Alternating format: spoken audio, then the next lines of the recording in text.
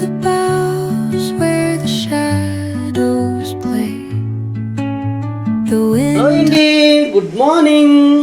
ఈరోజు కోడిగుడ్లు ఎల్లుల్లి కారం అండి. నీళ్ళలో ఉప్పు వేసుకుని కోడిగుడ్లు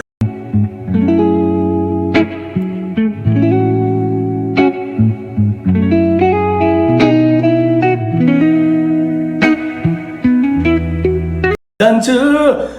ఆ తర్వాత అబ్బబ్బా ఎల్లుల్లేసి దంచు. దంచవే మేనత్త కూతురా, దంచవే మేనత్త కూతురా.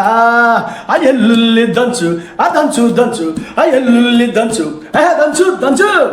ఆహా, దాంతో పాటు కొంచెం కరేపాకేసుకొని దంచు. దంచవే మేనత్త కూతురా, దంచవే మేనత్త కూతురా. దంచు, తల్లిపై దంచు. ఆ తర్వాత కారం వేసి దంచు. దంచవే మేనత్త కూతురా, దంచవే మేనత్త కూతురా. అదంచు దంచు, అదంచు దంచు, అదంచు దంచు, దంచు దంచు.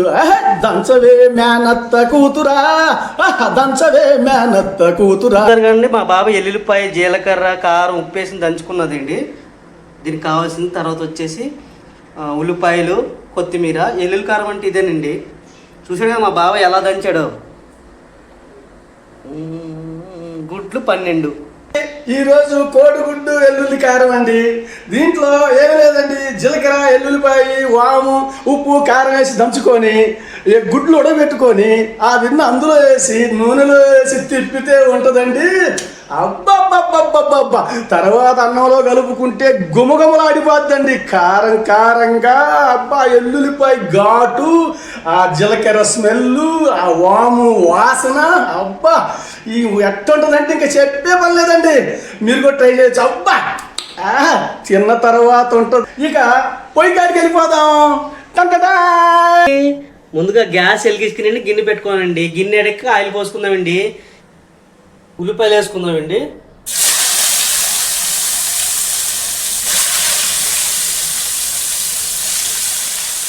వేపాకు పొడి వేసుకుందాం.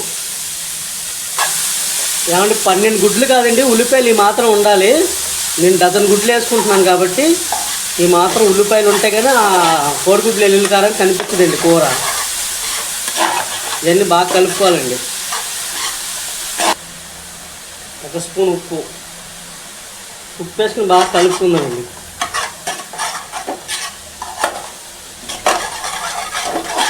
ఏమంటే ఇందులో అల్లం పేస్టు అలాంటివి ఏమి వేయరండి. ఎందుకంటే ఎల్లుల్లి కారంలో ఇంకా అల్లం పేస్టు, పచ్చిమిరపకాయలు అలాంటివి ఏమి వేయరండి. ఇంకా మనం ఆల్రెడీ కారంతోనే చేసేస్తామన్నమాట. చాలా టేస్ట్గా ఉంటుందండి.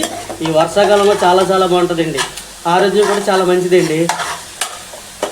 ఉల్లిపాయలు వేసాం కదా, ఒకసారి మూత తీసి చూసుకుందామండి. అండి ఉల్లిపాయలు బాగా మగ్గిపోయానండి. ఇప్పుడు ఎల్లుల్లిపాయల కారం వేసుకుందాం. ఇందులో ఎల్లుల్లిపాయ కారం మా బాబాయ్ చేసాడు కదండి, ఇది వేసేసుకుందాం. ఇదంతా చూసారా, అప్పుడు భలే ఉంటుందండి ఎల్లుల్లిపాయ కారం. ఈ కోడిగుడ్లు కాంబినేషన్ అదిరిపోద్దండి.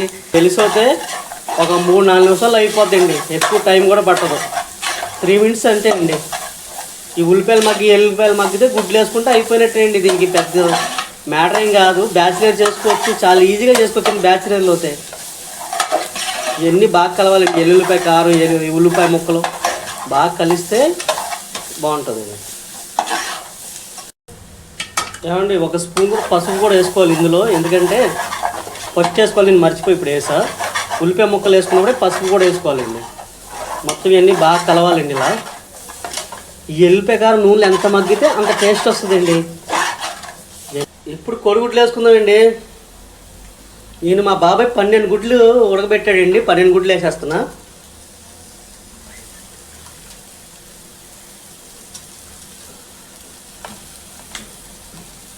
ఇలా గుడ్లకి ఘాటు పెట్టుకోవాలండి.